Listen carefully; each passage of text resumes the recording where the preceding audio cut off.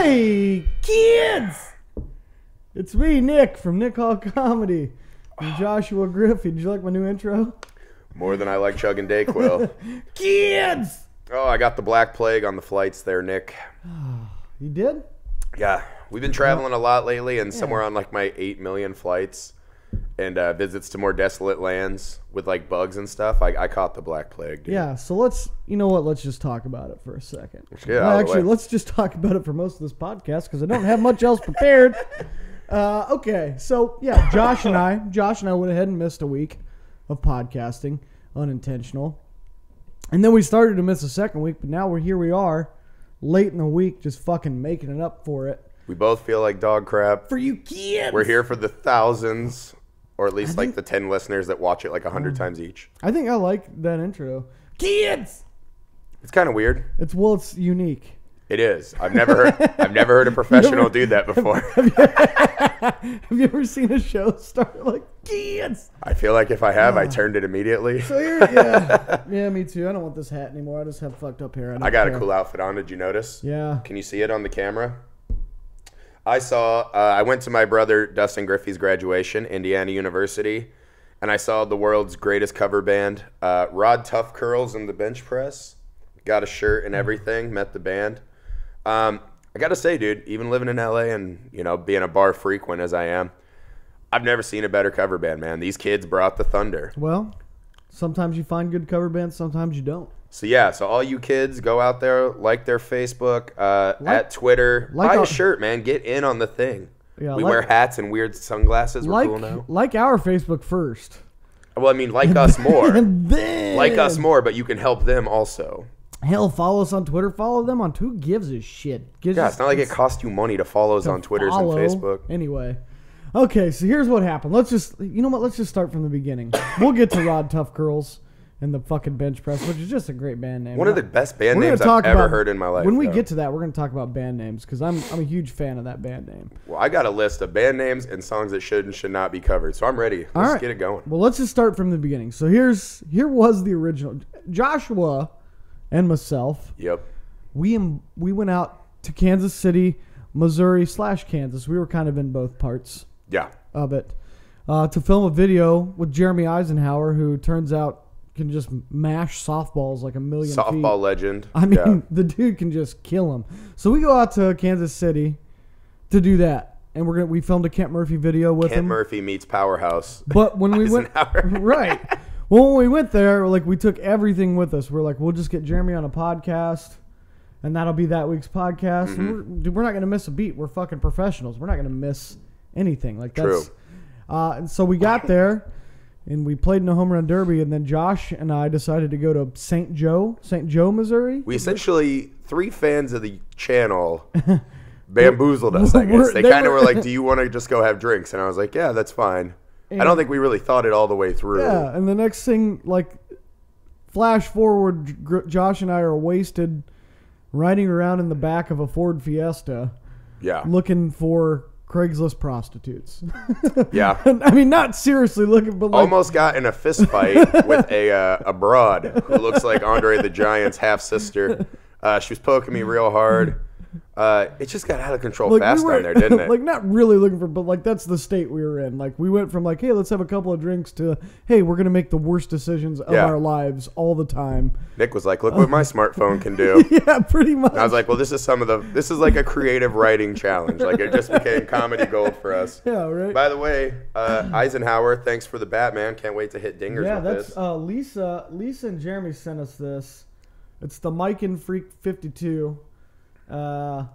It's a pretty mean softball bat. It looks scary. It looks like Slimer from Ghostbusters. I feel like the people that play us in softball are just going to know. Yeah, the nice folks over at Mike and sent us that. So Josh and I are actually going to go out one day this week or next week. Probably next week. We're just going to hit a bunch of dingers. I'm going to get it ready for league play, dude. Yeah, I'm about to sneeze. Take over the mic. On the pod. Hey, what's up? This is your new host, Josh Griffey. My sickness hasn't slowed me down. Hold on, do it again. I'm going to do it again. Nick's going to go. Okay. Ready? So... Well, I mean, besides from Kansas City fans, a lot of you came out to see us and support us, man. It was a hell of a time. I was personally, I was pretty overwhelmed with how cool it was. all the outpouring and all the fans and all the support, man. I had a blast. It was unreal, man. I think they said and that Jeremy Eisenhower, I mean, just talk about one of the all-time great dudes I've ever met. Eisenhower was awesome. Jeff Hall was there, who's like, apparently Jeff Hall is like the Michael Jordan of slow pitch softball. Like he's around. Shaped more like Babe Ruth. Maybe that's an yeah. But the dude just, both of them just, it was almost like, hey, how far is that? 500 feet? Okay, I'll hit it. Yeah. Well, I have this experience, at least, I don't know, like maybe 3 times a day where you see like a man in nature do something and you're like, well, there's another thing I'm not cutting it at. You know what I mean? And I was like, fuck, now like my recreational like little girls game that I play to feel cool, like now I feel terrible about that too. So, you know, you never know how it is, man. Yeah. Like, but thank you, Kansas City. We appreciate it. But then from Kansas City, Nick and I, our sojourn continued to Indiana. So I was going, kid brother, Dustin Griffey, and the other graduates of Indiana University. Congrats, guys. That was really cool. Yeah.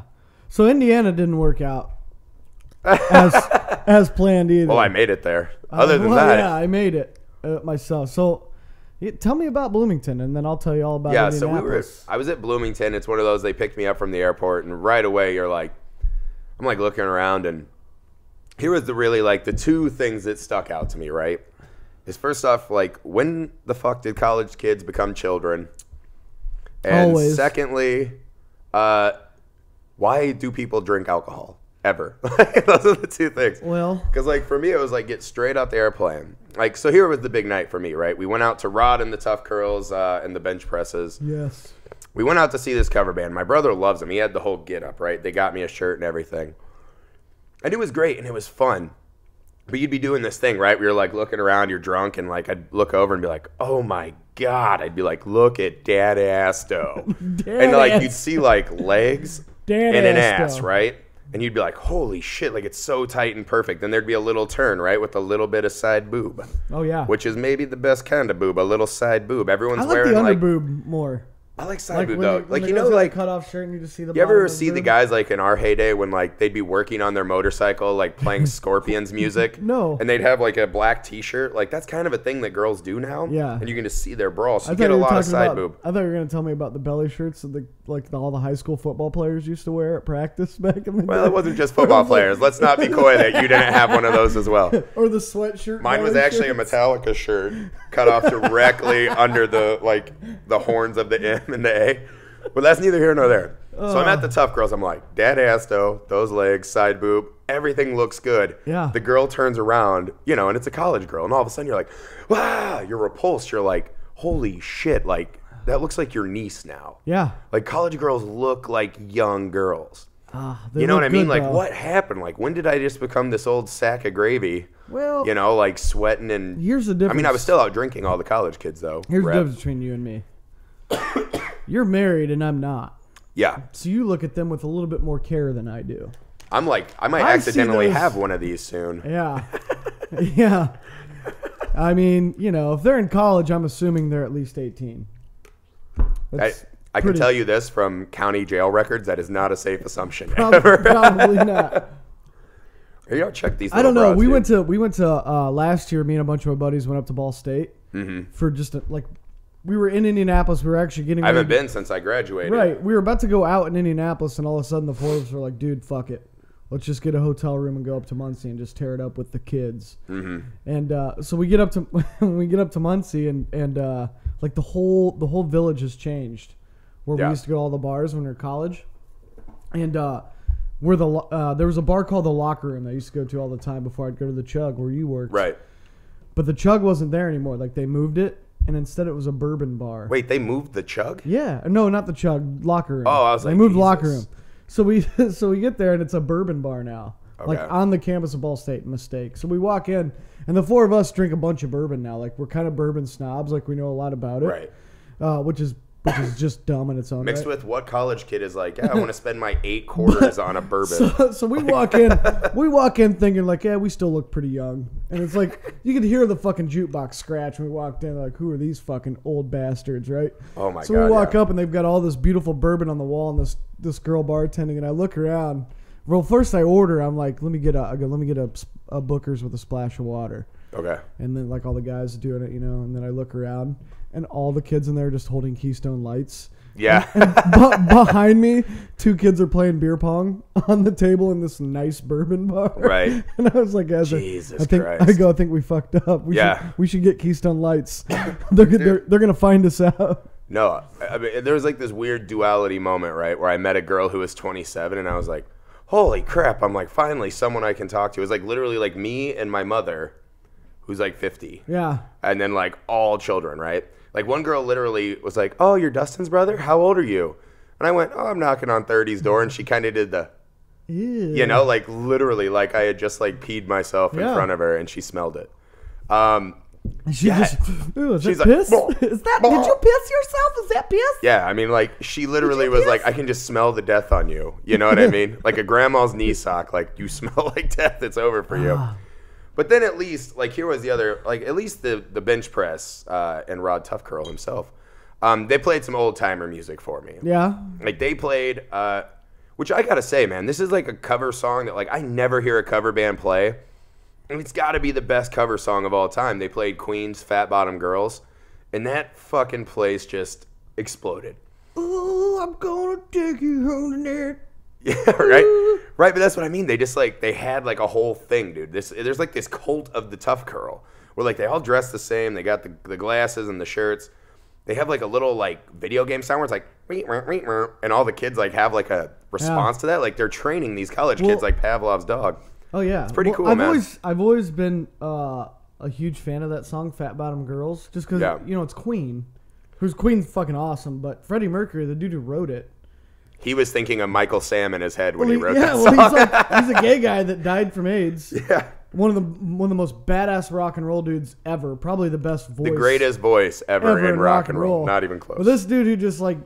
All he wants to do is suck dick. Just lays down one night and writes "Fat Bottom Girls." Yeah, and it's a kick-ass fucking song. And you believe him? Yeah, well, that's how good he was. Like he didn't give a fuck. You could be like, "Hey, dude, write me a song about that pencil." He'd be like, "Fuck yeah, got it, duh." He wrote a song about a bicycle. Yeah, that's fucking awesome. Unlike want to ride my bicycle. Unlike that fucking poser Elton John though. Like immediately, what's his song? Rocket Man. When he's like, "Candle in the wind." No, he's like, "I miss the earth so much. I miss my wife." And like immediately I just go click. Like, actually, don't buy it. He was married before. Was he married during that? Yeah. That's why he went to the moon? Yeah. He's like, oh man, gross, vagina. Yeah. Whatever, dude, I get it. That's probably scary. I mean, hell, I'm a straight guy, and every time I see a vagina, I'm kind of like, ugh, like, God, not intelligent design. I think Freddie Mercury might have had a mustache. Wait, time out, though. Don't you think vaginas still look kind of scary? Like, even though you like them now? No, not at all. Like, you don't see it and be like, God, you could have, like, look at how awesome God made, like, a boob look. Yeah. And then you look at a vagina, you're like, that's the best he could do. I don't know. Like, that's it. Ball sacks don't look very nice either, though. So maybe not yours. It's a two-way street. Mine are completely fucking trimmed and baller looking. Even if they're trimmed, like dick and balls, they just kind of look weird, I think. I think they look kind of like just like a little puppy, like a little animal. I mean, and God bless girls. Like, what if girls just pull their pants down? This just pork sword sticking out, and they're like, "Hey, put this in your mouth." Let me put it this way: there's a reason that the little monster in Alien that's like and lamps onto your face doesn't look like a dick; it looks like a vagina. There's a reason, because horror movies, they know what's scarier. Well, what was that one horror movie where it was called like Teeth or something? Teeth. the vagina dentata. That's a real thing, dude. Chicks get calcium developments in their area. It's like little teeth. But anyway, yeah, Rod and the Tough Girls. They play Tough Girls. The Tough Curls. Did these guys like take you out and buy you a steak dinner or something? No, not even. Oh, okay. Because you're real. Actually, if I remember it correctly, I was like really amped and drunk. And it was me like doing the like get out of here to like little like college girls and just pushing my way to the front of the line like, hey guys, great show. Well, they had me, dude. You just keep talking like. And guess what? It sounds like you just met them out and you're like, I met this hot girl and I love her. Oh, I'm seduced. I'm in. You know what they did though that won me over? What'd they do? They played Frozen. Let It Go. Oh Jesus. In the bar, killed it. I'm gonna give you the Wayne's World. Jesus, God, no. They killed it. It's one of the greatest songs ever made by humans. No, it's not. It's not even close. Probably already a top 10. You love Frozen and that song just way too much. There's no possibility. Frozen's just a run-of-the-mill animated movie. It's not even that good. It's not even that good. It's run-of-the-mill. If they had rehab for bad opinions, I'd be having an intervention right now. Run-of-the-mill. You know it's not run-of-the-mill? Rod Tough Curl, man. Those guys kill. It's the same story. I just wanted to give some love to some college kids doing good work. It's the same story. Oh, they're college kids? Yeah, I think so. Oh, I thought they were like guys like us. Oh, no, they're young cats. They just walk in and try to pull puss at the concert. No, they're the opposite. They're young and good looking with a future. When I played music, like I just tried my heart out to just only book shows at like Muncie and fucking Bloomington and shit. Like, fuck it, dude. I'm going back. Yeah. You know? No, man, they were cool. Like I was really excited actually to talk them up on the pod, man. I had a great time. But you know how it is, dude. Just getting drunk with children, man. Like it's starting to really freak me out. Like, well, I'll tell you what I did. They look like goddamn children. I'll tell you what I did in Indiana. Okay. I got drunk with adults. Oof. Lots of adults. Almost worse. Like how old of adults? Like our age adults, or like all over the board? Legitimate, like 40-somethings. Well, my buddy that I stayed with, Chucky. I stayed with Chucky. Okay. His girlfriend is 24, and you're just getting alerts over here. No big deal. Pretty famous. His girlfriend's 24, so that was like the low end of the spectrum. Okay. And then, but like the guy that owns the bar that I go to, who's my good friend Dave. I don't know. He's like 40, something like that. So you have this range. But here was my plan. I get to Indiana. I was like, dude, here's what's gonna happen. I'm gonna go out at night, drink with my friends. Yeah. I'm gonna wake up every day. I'm gonna work on all the Kent Murphy scripts. I'm gonna do this. I'm probably gonna get some editing done. I'm gonna find some people to do these podcasts with while I'm here. So your plan was like living like college people do. Sort of. Drink and rally. Like we used to be able Here's to do. what actually happened. I got in Sunday night to Indianapolis. Went straight to Joe's bar to say hello. Say hello, hey guys. Drank about 9 shots in, I don't know, the first 20 minutes. Been there. Because literally everybody, like all my old friends and shit were there, and they were like, "Oh my god, you're down. Here, have this." Blacked out. Woke up at about 4 p.m. the next day. Yeah. To the sound of like, "Hey, dude, take a shower, get ready, we're going again." Jesus. And I was like, "Okay, fuck, here we go." Did that for about 5 days straight. Right. Didn't get a single bit of work done. Played the shit out of Call of Duty though. Same here. Played the shit out of Call of Duty. And the worst thing I did, I think, while I was there, I met a 62-year-old drug addict at a gas station, and I saw her just giving the business to this guy working at a gas station, like, "Listen here, you motherfucker, you stiffed me on like lottery tickets." And just the way she was yelling, she was so impassioned. Like, oh yeah, I got behind that, and I was like, "Deborah, you're cool." Deb. Brought her to my brother's house. We ended up smoking cigarettes for like 6 hours till like 7 a.m. I finally go to sleep at 7. She comes back, enters my brother's house without knocking on the door. Yeah, no, that's what drug addicts are you do. allowed? And starts like trying to wake me up to go to Moons Over my Hammy. And I was like, never gonna happen. Well, my brother to this moment is still fucking furious. Yeah, that's what she's like now just trying to like hang out at his house all the time. That's what crackheads do. You let them in the door once. Well, what am I gonna? I'm the people's champ, dude. I'm trying to just not judge. Hey, Josh. Yeah. It's like Biggums. What was his name? Not Tyrone Biggums. Not Tyrone Biggums. The crackhead dude. I thought that was Tyrone. Was it Tyrone Biggums? I thought Tyrone Biggums was a racist guy. Anyway. I can't tell him. Doesn't matter. I smoke rocks. Yeah, right? That's all I remember. Anyway. Yeah. Well, on a more serious note, dude, I got it. We often do sports on the show. I gotta get your take on this. Okay. What'd you think of the Michael Sam thing? It's probably like been one of the biggest sports stories I can imagine. Well, he's doing a fucking. It's a big crossover thing. He's doing a reality show now. I saw that. That's dude. like gonna follow it's him a around. documentary. I think. Yeah, it's a docu-series. It's a reality show. Because AJ McCarron's doing a reality show. It's an episodic documentary, aka a reality show. You know what, dude? I gotta say, man, like when it happened, I was like, good for him. He kissed his boyfriend, and then he takes cake and like they're smearing it on each other and kissing each other, and I'm like, that's good, man. Like, good for you. It's the happiest moment of this kid's life. You're like, awesome, dude. And it's fairly historic. Like, I don't have a problem with it. I don't think it's like a big deal. Like, I heard someone try to say it was like when Jackie Robinson like started playing basketball. I'm like, I think that's a little bit of a stretch. Right. Like from where African Americans were at that time to where gay people are now. Right. The thing that kind of bothered me, man, is like just ESPN just fucking was playing that video like every 30 seconds. Well, and I'm like, wouldn't it be cooler and like, wouldn't it be a better moment if ESPN would just like, instead of playing that, they just show us his game tape and tell us about him as a football player. Right. And he even said, he's like, I want to be a football player. Right. But then, as you said, with the documentary, now I'm like, well, bullshit. Yeah. Here's the thing. Like everybody, there was a big uproar about the kiss on TV. Yeah. Not a big deal. Literally, everybody they show at the draft that gets drafted kisses their girlfriend. Right. It's the same thing. Like that's I think it's a crusty old guy thing. That's a moot point. Here's my thing. Look, my best friend is a gay dude. One of my best friends in the world. Thanks, man. He's for outing me. Well, not you. But like, it's just not, to me, it's just like, I guess I've been around it for longer than, it's just not a big deal. And Darla is like my big sister who runs the Booze Buddies pod, lesbian. So I just like, to me it doesn't matter. And he's not one of the dudes that makes a big deal out of it. You know what I mean? It's just my buddy. Like we go have beers, whatever. Right. What I don't get is like, like he just keeps saying I want to focus on football. Like, well, he calls a national press conference. Yeah. To announce it. They make a big spectacle of it at the draft day. Like now he's doing a documentary series. And like, also, dude, if you just want it to be the norm, then stop trying to make everybody celebrate it. Nobody celebrates every time I go out and get laid by a girl like once every 9 years. You know what I mean? Like, if you want it to be the norm, celebrate when that comes around. If you want it to be the norm, stop putting a spotlight on it and trying to make everybody celebrate it. That's my thing. That's my only thing. Yeah, man. I mean, it's I weird, agree that it needs awareness, but like his jersey selling like crazy. So like, I get that there's obviously like a portion of the population that thinks this is really cool, but to me, it's like, man, until we can get past like all of this shit. Well, he's making a joke of it. Until we can quit worrying about like, does this guy like the taste of vagina or penises? You know, is this guy black or white? Right. You know, was this guy's parents like born in America? Did they come here? Like, until that shit like doesn't matter, like that's where the problems come, man. Like, honestly, I couldn't give a fuck. Like, I want to know how many sacks you think he's gonna get next year.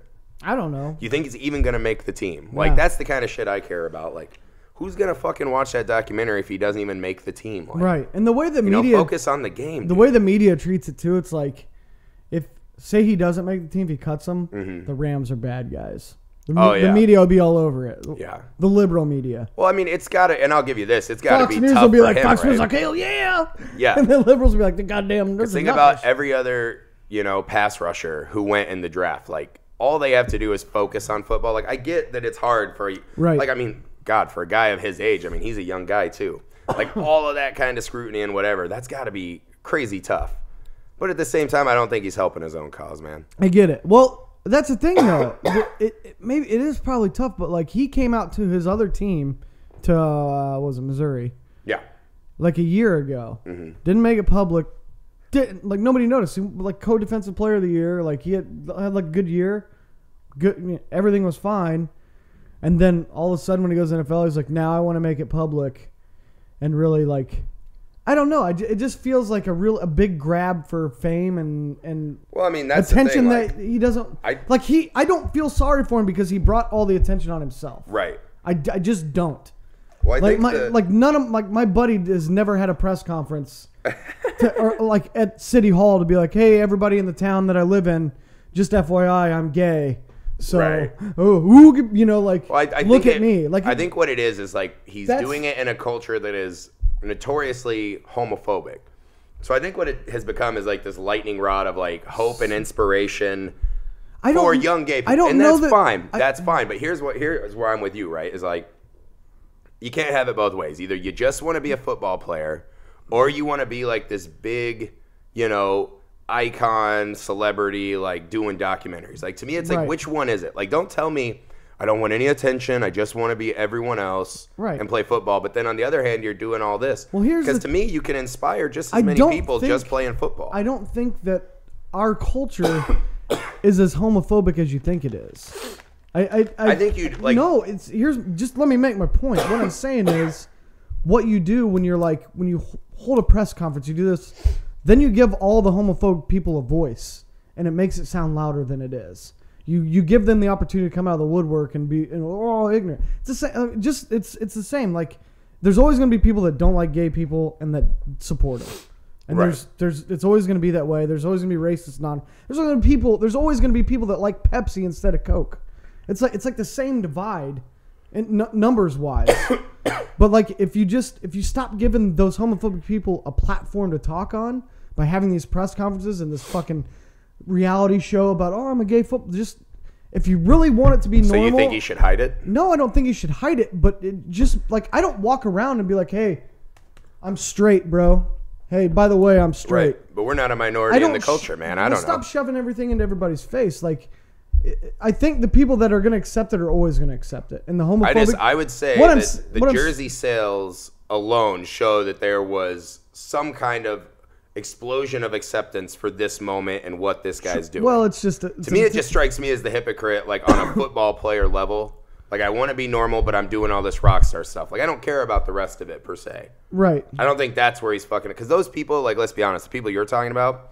They don't need a platform to talk on. They already have the internet. Like, they fucking hate everyone anyways. They're ignorant all the way anyway. Yeah, and like whether he came out... But you're making their voice louder every time you hold one of these press conferences. I don't think that's on him.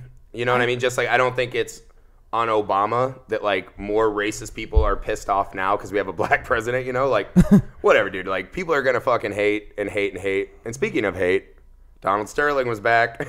Yeah. While we were gone, did you see the Anderson Cooper interview? Yeah, I did. Pretty good though, right? Well, he's an idiot. He's like the worst guy ever, right?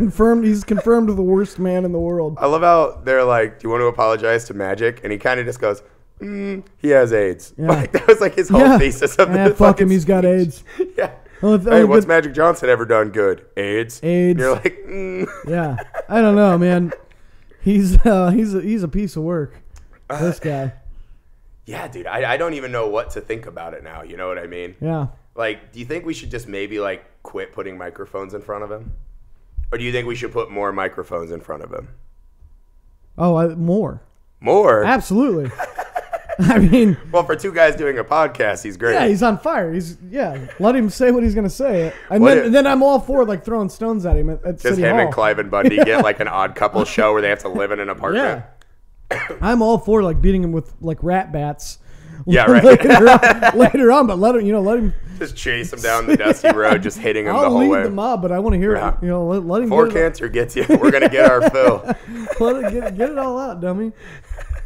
Yeah, didn't it come out and say like, oh, I've got cancer now or something? Yeah. Like afterward, like, oh, you're really pulling for the sympathy vote now? Well, I mean, I think he legitimately has it, but it was so funny to see the reaction of like, oh, well, that's too bad. Maybe that's why he's such a cranky old fuck. Instead, everyone's like, good, suck it. I'm like, oh, God, guys. Yeah. Like, just wishing cancer on someone, even like a dopey old racist. Like, I almost made a tweet yesterday. Well, I was tweeting. I made a tweet. I made one as Kent Murphy, and Kent Murphy made one. I made one. At United Airlines, because I was really upset with him for the last 2 days. One of the worst airlines ever. But I almost made a tweet, because you know that people that do like the... this is greater than that with the little fucking old greater than equal to sign or whatever.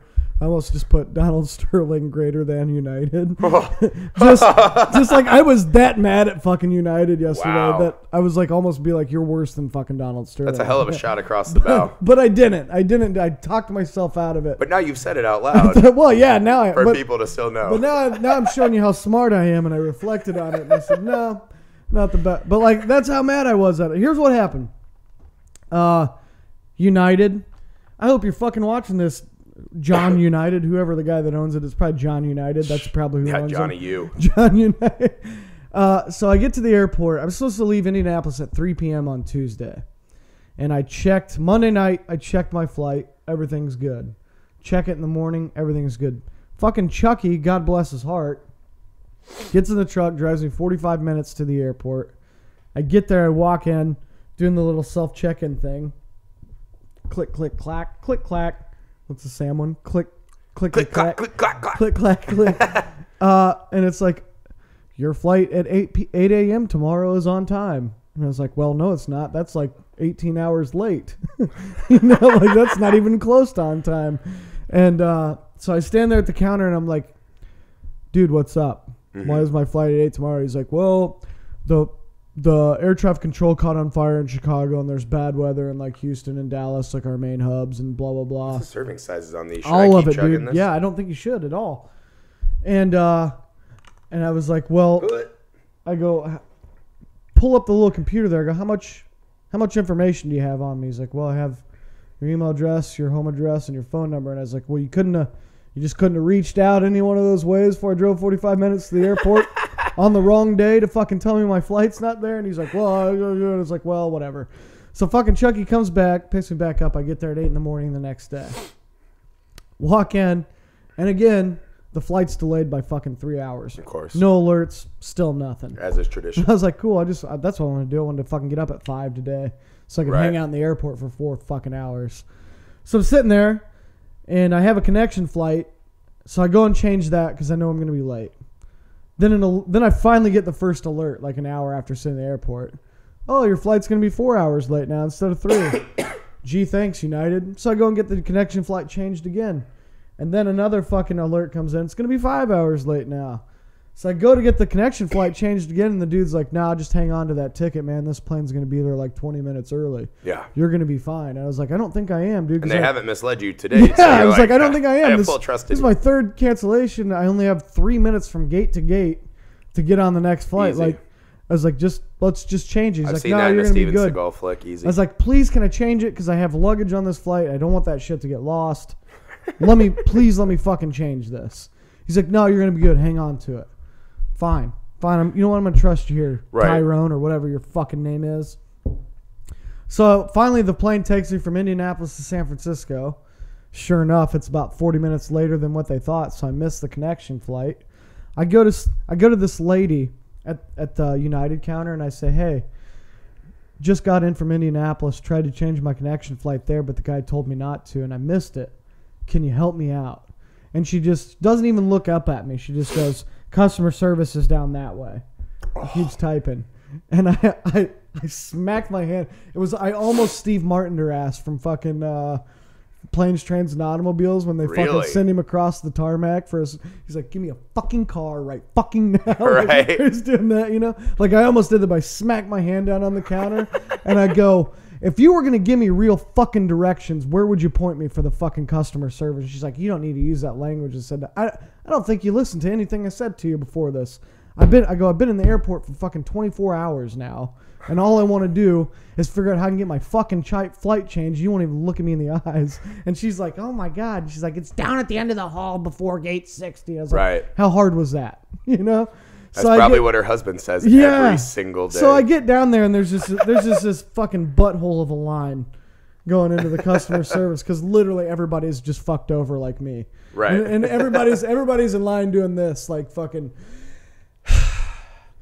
looking at each other just to like, people like look at each other when everybody's mad. Nobody says anything, but they do that look where they're like, you pissed off too? Yeah, I'm mad too, bro. Me too, you know? And everybody's if the listeners want to know how I spend at least half of every single one of my days, that's the look. Oh, yeah. So everybody's looking for sympathetic, angry folks. So I just get on the phone. So I call customer service. I call United customer service. And it's got this automated shit. It's like, say this if you want this. And I just keep yelling into the phone right in the middle of this line. I keep yelling, Give me a person. Option 10. There's only like 3 options. And then I just start mashing 0 on the dude next to me in line's like, what is this fucking guy doing? Finally, this fucking lady picks up. Love her. I don't remember what her name was. Right. I go, lady, look. I've been in the airport since 3 o'clock yesterday. I've had a flight canceled. I had to change my connection flight 3 times, and I fucking missed it because some guy told me he guaranteed me that I was going to make it on time. Please get me on the next flight out of San Francisco to LA. And she goes, oh, yeah, I can do that. Click, click, click. Boom. She goes, you're going to flight in an hour. Go to gate 73 and get your ticket printed out. And I just looked at everybody in line and I go, done, motherfuckers. Like that. Nailed it. They were like, oh my God. And literally like 40 people picked up their cell phone. So I jammed United's customer service line at that instant because they're like, you can do that? Nice. Like, yeah, fuck yeah. You're a maverick. But then I get up to the counter and I have like an hour between flights and I just look at the guy. He's printing my ticket. I go, look, buddy, level with me. Been in here for like 19 hours. How can I get outside and chain smoke like 3 cigarettes and back into the airport in time for this flight? And he's like, dude, I got your back. Nice. He's like, go out that door right there. That's how he talks. He's like, go down them steps, Starbucks. Boom, back in like 20 minutes. He's like, fuck yes. Day turned. But at the end of the day, you know what? Fuck you, United. Fuck you, I'm with you, dude. And plus, here's the other thing about United, man. How fucking small are you going to make those chairs, man? I can barely even fit. I'm not even like I'm like a bigger than average guy, but I'm not like one of these like gigantors. You see. Well, I wasn't even like I wouldn't even been mad because like their delays and their cancellation was legit. It was legit. Like the air traffic control caught on fire. There was like tornadoes. Not my fault. All through there, right? Look, but just send me a fucking to their mouth. And A, they didn't update their website, so when I went on there to check my flights the night before, everything showed on time. Yeah. And B, I didn't get a fucking notification. They had that flight canceled for almost like 15 hours. I came to find out. Yeah. Like it got canceled way before I got there. Not cool. Fuck you guys. I'll never do it again. Never go on United again. United. Fuck United. Well, now that you have rage. So guess who's never going to sponsor this podcast now? United. We have sponsors? Fly the friendly skies. Bullshit. Sometimes. If they sponsored us right now, I'd retract that whole story. And it would just be a picture of me sucking like a United pilot's wiener, dude. I'd be like, welcome back to the United Airlines podcast. Who was it? Let's move on. Let's go ahead and close this bad boy out. Let's close it out. You're talking about the listener who sent us the greatest idea ever. It's a really good idea. I believe it was Nick Peroni. Nick Peroni. Let me see if I can find it. But yeah, we'll credit Nick Peroni. If it's not him, whatever. Hey, little Nicky boy. Here's what we're going to do. Nick sent us this idea. And you have to pick 5 people that you would take to be on your team in the zombie apocalypse.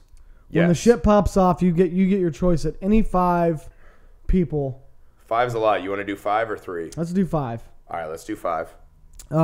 For the zombie apocalypse. And this is your survival team. Right. And Josh and I kind of furthered the rules yesterday. So I thought of the greatest member of all time. You did. The T-1000 Liquidator from Terminator 2. Right. Because he couldn't be bitten, and he has all kinds of like pointy weapons to murder zombies. But that's cheating. It's got to be flesh and blood. Absolutely. No superpowers or invulnerability. Yeah, so like no superheroes and nobody with superhuman powers. That's basically it. Maybe like some superheroes, just not the ones with like ridiculous powers. We can't take like just a guy. Yeah, what about just like Captain America? Yeah, but you can't take Captain. He's got superhuman powers. Strength and speed, but he can still get bitten. Yeah, no. No superheroes at all. I thought you just took like half my list. Well, that's stupid. I had really good superheroes. Well, you can't. They were all legitimate and could be bitten by zombies and be murdered by zombies. I don't think you can take superheroes though. Well, Marvel did a whole comic book series called Marvel Zombies, so I was like inspired. Fine, you can take your superheroes. I'm not going to do it though. Fine. I've got. You know what? I'll man up. I'll have a great list without. All right. Who's your number 1 or number 5? Okay, 5th. Because you need comedy, you need outside the box thinking, you need a man who survived some of the most horrific scenarios a person could ever face and came out on top. Just a born winner and a comedic genius. I'm taking Ernest. Ooh. Number 5. Good God. With all his fucking miak. Well, he's going to die in the first 5 minutes. Well, that's also the thing. He's a good patsy to die before me and the rest of my heavy hitters. Number 5, I'm taking... Dude, Ernest learned how to use lightning hands in prison to escape. Like, that guy always comes out ahead, for the record. Ernest is a good one. All right. Ernest what, you don't want laughs in the zombie apocalypse? I do, but not... I mean, I want the guy to live, You know what I mean, Vern? Yeah. I actually don't care who lives on my team as long as I live. Well, if I want laughs, like, what I'll probably take, like if we could take superhumans, I'd take Freddy. If we could take superhumans. Freddy Krueger? Yeah, because he'd make me laugh. He's a god, though. I know. I'm saying if I wanted like real laughs, that's like he'd be hilarious. All right. Because he'd just be going like saying the dumbest shit. Right. But actually, for my laughs, I'm gonna take Arnold Schwarzenegger from Last Action Hero. Good He's hilarious in that movie, and he whips ass. Good one. Yeah, that's my number 5. That's your number 5, huh? All right. Well, I was actually also going to take Arnold on my team. Yeah. But I'm taking Predator Arnold. Ooh, Predator Arnold's a good Arnold. In the fucking jungle with nature, can make booby traps. Because everyone knows this is one of the big misconceptions of zombie apocalypse teams. You don't want to rely on gun power. Because guns jam, you run out of bullets. You need guys that can kill with anything around them. So I'm taking Arnold. Yeah. For sure, guaranteed. You know my number? Predator Arnold. Here's my number 4. Okay. Don't say it because I got a number 3. Don't say it. I'm taking Josh Reddick. Number 4. Josh Reddick, huh? Yeah, dude. Have you seen him swing that baseball bat? You know how easily he could explode zombie heads? Okay. Plus he's cool. He is really cool. He'd be a hell of a guy to spend a zombie apocalypse. He's from Georgia, too, so he's got that little bit of redneck in him where he's like, I could survive in the woods. Yeah, that's exactly how he talks, too. Yeah, he can totally do it. And he's really competitive, so he'd want to kill the most zombies. Yeah. Okay. Yeah, that's smart, bro. Well, number 3, much like Arnold from Predator, number 4, I'm taking MacGyver. Number 3, because he can make any numbers of kill weapons and booby traps to protect me and our fucking strongholds from zombies. He can probably hotwire cars. Yeah. MacGyver. I'm going to one-up you. Here's how I'm going to get my laughs. Number 3, I'm taking MacGruber. That fucking the throat rip. The throat rip's cool, but guaranteed, 2 things on that. Guaranteed MacGruber blows you up. Well, no. Number 2, a throat rip doesn't kill zombies. So as it looks cool, it actually does nothing. Yeah, but it'll set him up for me to kill him. He'll rip that's true. Make the head weaker. But plus he carries around that little car radio all the time. So we'd have tunes all the time. You could have tunes. Any car we get into, it can shove the radio in. Okay. Yeah. Ooh, I got a really good one. Number 2. All right. I'm taking John Coffey from The Green Mile. Ooh. Big, strong, dumb, wants to protect me. But here's the trick. Here's his hidden power, right? When the lady was all sick in that movie, sucked out the bumblebee flies or whatever. Yeah. Spits them out, the lady's healthy. So if I get bitten, I'm like, Coffee, get over here, sacrifice yourself. He can suck out the zombie sickness and then blow it out into the air, and I'm safe. Yeah. So now I have a healer and a man who's favored by the gods. Yeah. Not bad. Now my number 2, Crocodile Dundee. Nice. Yeah. He does have the knife. He's handy with the knife, pure nature, dude. He's kind of puny, though. No, he's not. But that's good because he won't eat as much food. Paul Hogan was ripped back in the day, dude. Dude, John Coffey would rip his head off in like half a second. Yeah, but Hogan could get away. Plus, he could do the thing with the fucking whip and shit. Yeah, he was bad motherfucker. He's probably Plus, good if we find ourselves down in the South, the jungle, he can wrestle off the alligators that might get in our way. Yeah. You know what I mean? Damn, that's a pretty good one. Tell Mick if he wants his claws back, he can climb down there and get him his bloody self. Mick's claws, we swapped him with that bloke. Not bad. Yeah. Not bad. Fucking owning this shit like normal. I still feel like I'm dominating this list by a ton. I don't think so, but go ahead. Gosh, now this is where the rubber hits the road, right? Yeah. The number 1 pick. Gosh, I'm going to have to think about this for a sec. I already know who my number 1 is. Actually, I don't have to. Easy. You know what I'm going to need more than anything in the zombie apocalypse? What? Pussy. Yep. Uma Thurman, the bride from Kill Bill. She can kill everybody with swords and weapons. Pretty hot. Yeah. I'll bang her all the time. Yeah. I've already got the best team ever beside me. Now I've got someone I can bang who can also kill with every weapon. Yeah. I was just gonna name any gratuitous supermodel, like just like the first one I find walking down the street in LA. That's the number 1, right? And then just be like, just hold this club and stay behind Crocodile Dundee over there while I fuck you and we kill alien zombies. Well, that was my number 1. It was a good thought, but your list fell short. You didn't think it all the way. But through I think like I'll take instead of any random one. I think I'll take Natalie Portman. Because God, I love her ass. She's Harvard educated. But she's tiny. Yeah, what's she going to do to fight? She could weasel. She's not going to fight. I'm not going to make the girl fight. We're all going to kill the zombie. My girl can fight even better than I can. I'm going to kill zombie. I'm going to like whack a zombie and look back at her and be like, what up, girl? And she's going to be like, I want to fuck him so much. Everyone on my team is a perfect piece to the ultimate zombie murdering machine. I think mine is.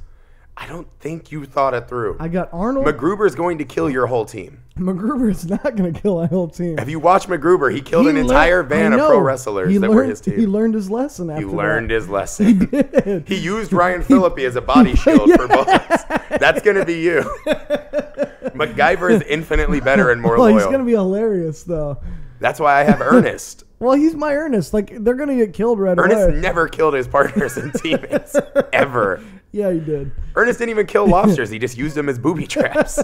That's how nice Ernest is. Killed trolls, though. You're damn right he did. With Miak. You take that movie and watch it, and instead of trolls, and it's a perfect movie, by the way, and you put zombies in there, Ernest is still slaying all of them. Yeah. No doubt. So to recap, I've got Ernest, Arnold from Predator, MacGyver, John Coffey for healing and size, Uma Thurman as the bride. Like, come on. That's got to be the best zombie murdering list ever. It's pretty good. It's pretty good. Just off the fly, too. I didn't even have time to deep research. I've got Arnold from Last Action Hero. That's comedy, though. I've got MacGruber, Crocodile Dundee. Who was my other guy? Fucking, who did I say? Who was it? Your list was so lame, I didn't Natalie Portman. Natalie and Portman. A fine, sweet ass. Right. I don't remember who my other one was now. It's not a good sign. Because it's all right here in my fucking head, bro. It's not a good sign. It was Arnold. Who was it? Oh, it was Josh Reddick. Duh. Josh Reddick. With his baseball bat skills. Baseball superstar. Yeah. I mean, I like your list as far my as... team. Here's the difference between my team and your team. My team's agile. You gotta like John Coffey is just gonna slow you the fuck down. No, he's not. Yeah, he is. Because he's gonna be healing you. Yeah. Meanwhile, he just trudges through the fucking jungles and forests because he can run like a mile per hour. No way, dude. Yeah, he's like MacGyver will have already made us transport. John Coffey at that point will be like a huge mech warrior, dude, who'll be untouchable. No, he goes down right. By the way, that's a superhuman power. What is? Fucking healing. It's not like invulnerability. I don't know. He like if he got bit, he'd be able to heal himself. He only gets to do it like once or twice, like the whole time. So we'd have to use it very sparingly. Whatever. Like Ernest would be bitten, and he'd be like, "I'm gonna help him, boss," and I'd be like, "Bullshit, Coffee, hold your ground." But that's the thing. Like my list is so much better. My girl is better. You're telling me that Last Action Hero going back and forth between dimensions, that's not a superpower at all? No, because he's a cartoon it was like hero. A time machine. The movie theater was a time machine. Maybe Doctor Who would have been a good one to take. Maybe. Anyway, I pretty much I hold by. My list Crocodile is the best Dundee list. is the X factor. Yeah, he's not as good as anyone on my team. Crocodile Dundee gets it done in a Crocodile Dundee is like a half a zombie skill point behind Ernest. Nah. Dundee. Uma Thurman would fucking destroy in the realm of like movie people that are not superheroes that are just like normal humans. Dundee is probably the most well equipped to fight zombies. I still say MacGyver is. No or way. Arnold in Predator. No. Sure. No, because MacGyver's just going to build bombs. Arnold even has the huge knife. MacGyver's going to build bombs that blow up and just attract like 1 million more zombies your way. He's going to fuck you more than he's going to help you. Is that part of our plan to funnel them in and then blow them all up? No, because like yeah. Don't you question my team. How fast the can fans, he make bombs? You get a question. The team. Let us know whose zombie team you like better. Team Nick. It's obviously Team Griffey. My team would murder Nick's team on our way to fucking save the day. Team Nick. That was a really good list, though. I'm taking Nick this. Peroni definitely nailed it with that question. Yeah, that's the kind of fan help we need. Hey, that's the kind of shit we need. I think I won by a landslide. Well, it's not even close. But by the way, before we go, let's talk a little bit more about Rod Tough. Tough curls in the bench press? Yeah. Again? Yeah. I'm going to give you 3 bands that I've actually been in. Okay. And the names of them. I'm a huge band name fan. Number 1 was the Turd Ferguson Experience. I played with that band once. Yeah, you sure did. Really badly. Anything for Whole. Okay. And Breakfast. Breakfast. Were my band because we were the most important band of the day. You know what I mean? We sucked. All right. We sucked. Every one of my bands sucked. I was in terrible. When I was 16, I started playing drums and bass. I used to be in like really bad like nu metal. Like we're like Korn, Disturbed. That's the shit we like. I was in Fates Fallen. That's such a it's the worst band name. Toxic Culture. Oh god. Ugh. And then you guys played the worst music too. Fuck, I can't remember what the other band's name was, but it was actually worse than those. Diva D and the Furious 3. That was our names. Like you guys just like came out and just played Korn and shit, probably. Oh yeah, just the worst. We thought we were so hardcore and just awesome. Oh, gross. Like I look back, I would just fucking punch that kid right in the face. Sick. So me and my buddy came up with a band name one time, and it was Buster Hyman and the Nosebleeds. Nice. I thought that was a pretty sweet band name. Just Buster Hyman's a pretty funny lead man. It's name. solid. Hey, I'm Buster Hyman. Right. These are the Nosebleeds back here. Well, on that note. I don't know. I love band names. I think that's the best band name I've ever heard, to be honest. It's pretty good. I don't know. It's like me and my buddy came up with it one day, and he may have heard it somewhere else. Like I wouldn't put it past him that he just like copyrighted it from somebody. Right. Shia LaBeouf'd somebody and was like, hey, I thought of this.